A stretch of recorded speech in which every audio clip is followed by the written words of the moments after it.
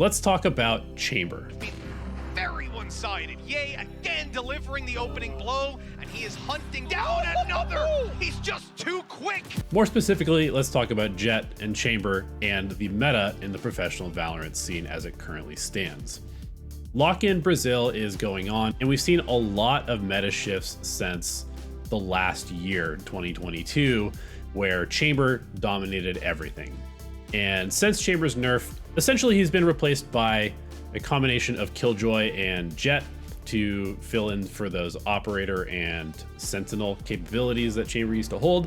But the meta has definitely shifted overall, and we're starting to see some of the side effects of that, because during the offseason, in addition to having a significant change in the agent meta, we also had significant changes in almost every single professional team in Valorant. And that means that there was a lot of people signed and a lot of roles and situations figured out for teams that were sort of done with the assumptions based on a meta that is no longer relevant. In the last year or so, well, I guess realistically since the beginning of Valorant, where we had the Jett meta followed by the Chamber meta, it's kind of been a situation where a superstar player with exceptional ability on both the rifle and the operator in particular can get a huge amount of value for their team because they have a free escape, and they have sort of the ability to play Valorant in a way that nobody else can because of that ability to be untradeable.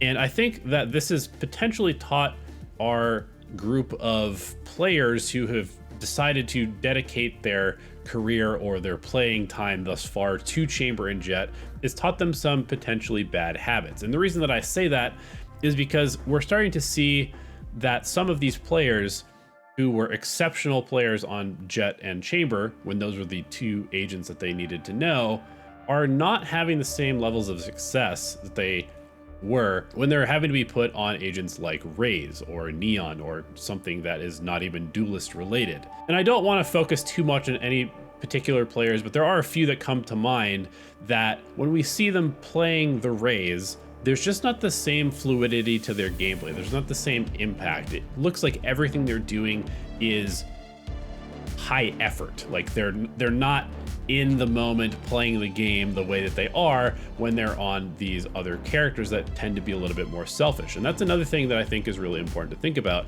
is if you're a player that has played only Jett and Chamber for your entire Valorant career, you have essentially been tasked with just being selfish most of the time. Yeah, you're going to be holding down a line for your team, but all of your utility is essentially for yourself. Even Jett's smokes, which are sometimes used for team duty, tend to be used selfishly to help a Jett escape. Up until now, you haven't really had to learn how to use utility for your teammates. And I think that that's definitely something that is showing in some of these players that are, again, extremely high skilled players, very, very good at shooting, very, very good at playing a couple of characters.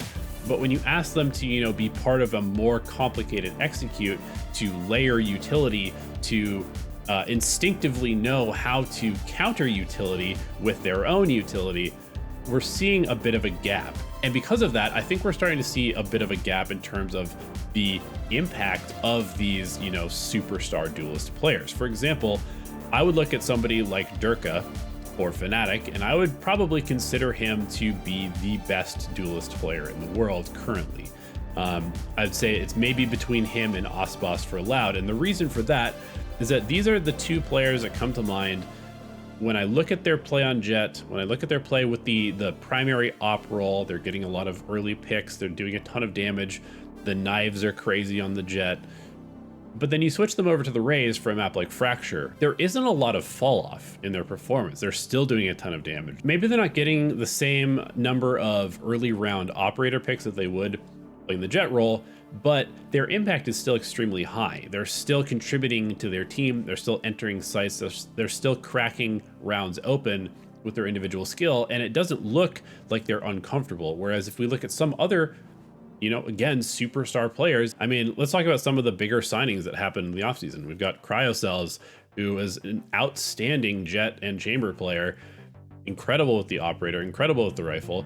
And yet when you put him on the Raze, he looks a little lost at times. The utility is just not as fluid as you would like to see, especially when you compare it to somebody like Durka, as we can. And I think it's kind of interesting because some other teams are handling things a little bit differently, where you have an incredible Raze player on your team. A lot of teams actually do, because during the chamber meta, you had like the primary op player, you had, you know, your artists playing the chamber, you had your Yay playing the chamber, and then you had your great Raze player.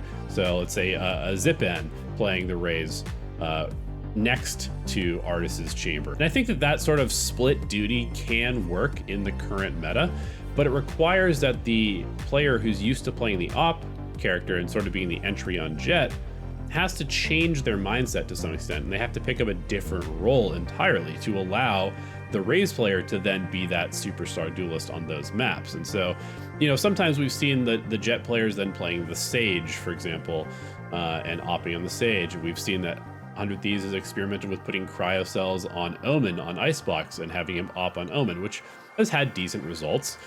We saw Carmen Corp running Navera on Omen as the opper without a duelist on Lotus, for example. And that also seemed to work relatively well. So I definitely think that there are ways to work around this, but I do think that it is something that we're going to be watching teams struggle with for a while during the 2023 season, because we used to have these very defined roles, primary opper, sort of flex duelist. And now it's sort of like one duelist and everybody else has to kind of enable them. And so when you have a player like Durka who can play the Jett, and then you can also just put them on the Raze when you want them to just play the Raze on a map like Fracture, where Raze has a ton of value. So the teams that have those, you know, super flexible duelists are at a massive advantage. I think we're going to continue to see that for a while. And the teams that don't have this flexible duelist and have to shuffle their roles are going to find themselves in some awkward spots, especially where their map pool is concerned, especially where their comps are concerned, and it leaves them somewhat exploitable until those players are able to either practice the Raze to the point where it becomes as comfortable as their Jett, or we may even see some of these teams making roster moves. I don't know. I don't really know how teams are going to deal with it, but I do think that some of the players that were signed with the assumption that they would be sort of the superstar player are not really going to live up to expectations that they would have if the meta had not changed. And maybe the most glaring example of this is going to be Yay. Yay was the best chamber in the world without a doubt in 2022. He's also been an incredible Jett player, but again, we've almost never seen him play anything else at a high level. You know, obviously before he was signed to Optic, there were some games where he was playing other stuff, and we've seen him play a little bit of Sage. But other than that, what does Yay play? Is he going to be the next great Raze player as well?